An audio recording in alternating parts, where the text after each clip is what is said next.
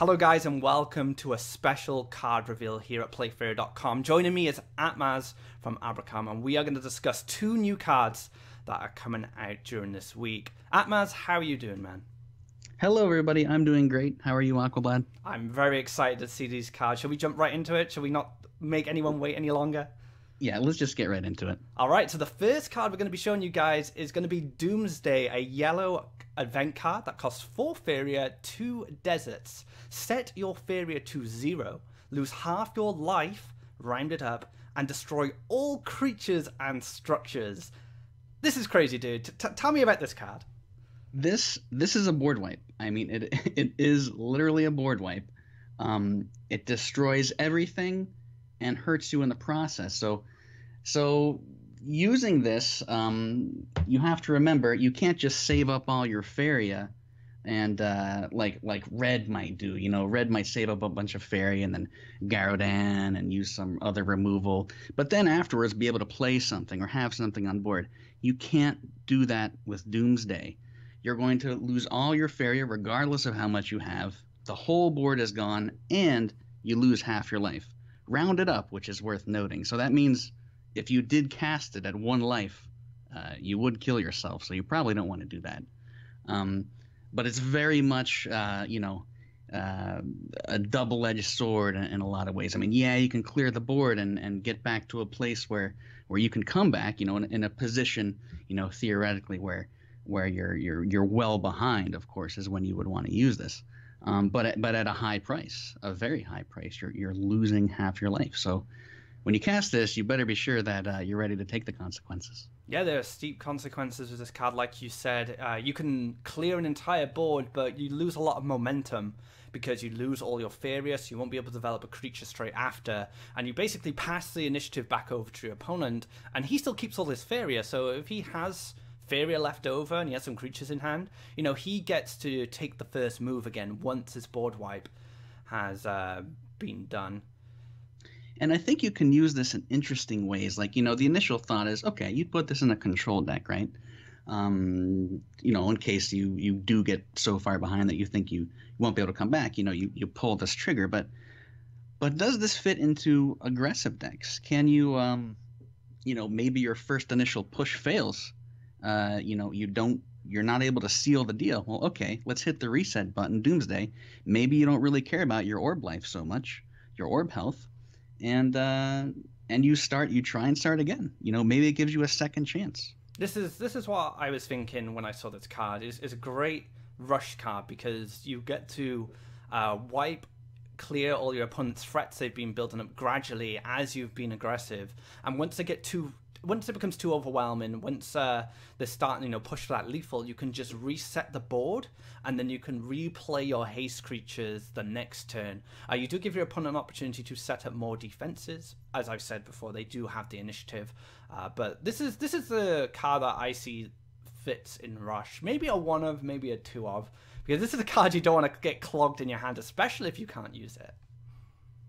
Right, yeah, I mean, in general, when you play this, that is your last move of the turn. Now, that's not always the case. There are ways to get around that. You could use the power wheel to get a Faria afterwards, things like that. Maybe play a Columns Follower or something like that. But I'm really excited about this card because I think this is the type of card that allows you to create all kinds of crazy decks. And a complete board wipe is something that Faria does not have or has not had until now. And like you said, it comes with a very steep price. You're going to have to plan when you use this card. You can't just throw it down, try and wipe their board, because you might just give them enough time to rebuild, and then the Doomsday didn't actually do anything because they just rebuilt their board straight away. So timing is going to be very important with this card. Should we move on to the next one? I know you're excited to talk about this one. Yeah, so let's introduce a little bit here. So you're right, timing is everything with Doomsday, and also the management of your orb life is everything with Doomsday, and also a few of the cards that have been introduced. We've seen cards like Forbidden Library that deal damage to you, and you'll gain Faria and cards in return. We've seen Annoying Gnat, which every time it is destroyed, you lose a little bit of health. So there's a lot of cards that are new cards that are sort of using your health as a resource. So what kind of might tie it all together is some sort of centerpiece that takes advantage of all those health reduction cards. So maybe we should introduce the next card. So yeah, as Atmaz says, this card is going to utilize and synergize with those cards we just discussed, and this is Radiance Imperial Airship, which is a legendary neutral card, so it can feature in any deck really. 20 Faria, flying, slam, and dash free, so plenty of mobility and destructive force to go with it. Radiance Faria cost equals your life total, so it is influenced by how much damage you've taken, be it from your opponent or from damaging yourself from effects like Doomsday and Annoying Gnat. Tell me about this card, dude. This is it. This is the big boy. Radiance Imperial Airship. The artwork on it is amazing. This is such an exciting card. What else can you say? It's one of the biggest, will be one of the biggest creatures in the game. With flying and dash 3, almost wherever you play it on the board, you'll be able to maneuver it somewhere where you want it usually.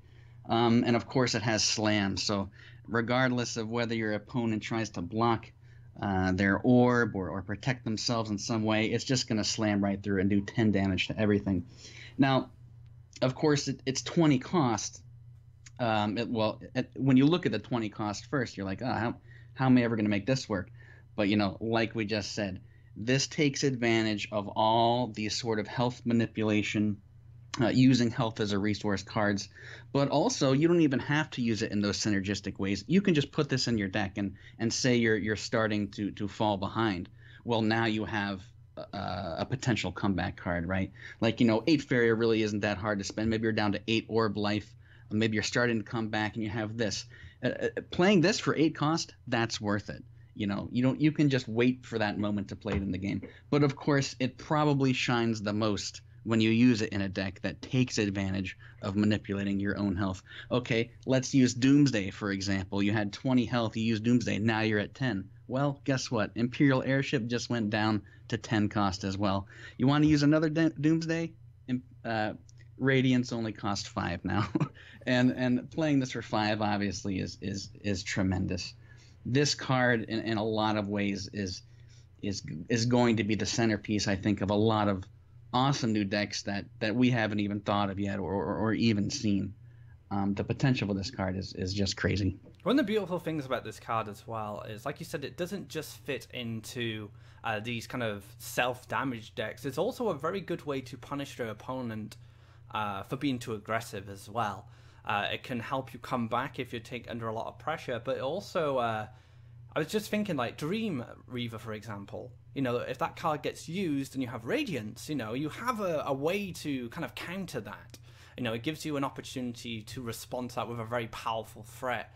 And that's like I said, the beauty of the card. It has a lot of flexibility in what it's capable of. Not only does it have synergies with some of the cards we've seen released recently, but it also has synergies outside of that. Just the fact it interacts with your life total allows it to be played in a deck. And I can see this being a staple in a lot of decks, actually, just because of how mobile it is, how much destruction it can cause, and how cheap it can be as well. I think you're absolutely right. I think the versatility of this card has yet to even be seen by us. And it feels like it might be great against anti-rush, right? Playing this even for 10 cost is value. If you can play this at 10 Faria, it's worth it. It would be worth it to me, at least.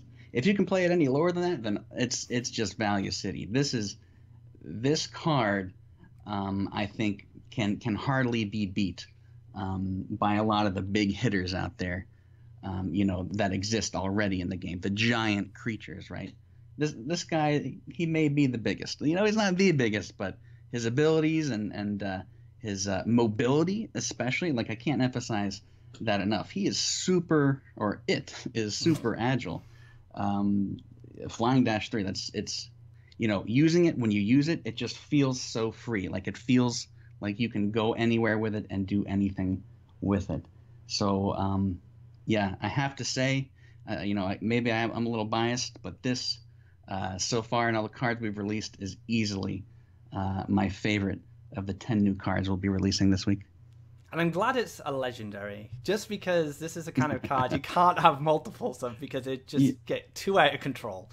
That might be bad. I agree. If Radiants were not legendary and you had 3 of these, that might be a little crazy. But having 1 seems a little fair. I think the dash free on this card as well is going to reward a lot of decision making as well, especially if you use this card as a defensive measure.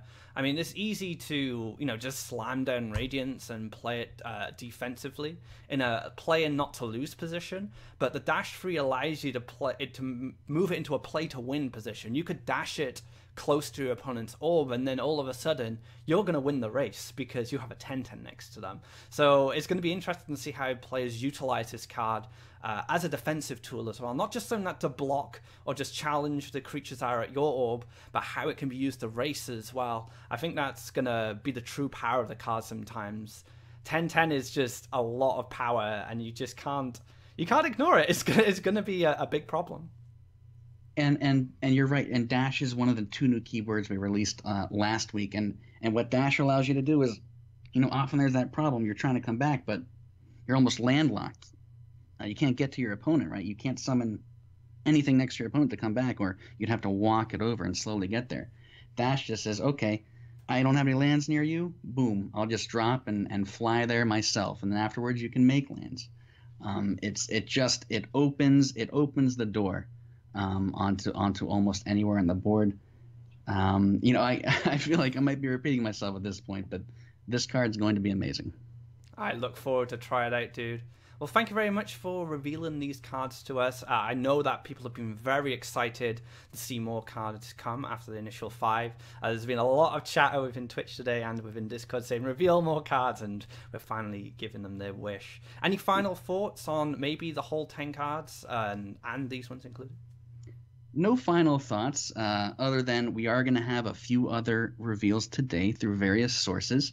If you're hanging around our Discord chat or you check our Twitter, you'll see them appear. You can also check the website where the entire collection of the 10 new cards coming this week will be shown for you, as long as the remaining ones to be revealed. The patch is coming this week. We're really excited for it. Expect more reveals, like I said today, and then some more tomorrow. All I can say is just we've been working toward this for a while. We're really excited about it. Every single one of these 10 new cards, we wanted to see what you can do with them, because we've been playing with them, testing with them, and they're really fun to use and really powerful too. A lot of them are really powerful, and we just want to see what you can do with them. And thank you very much, Aquablad, for doing this with us. And that's all I really have to say.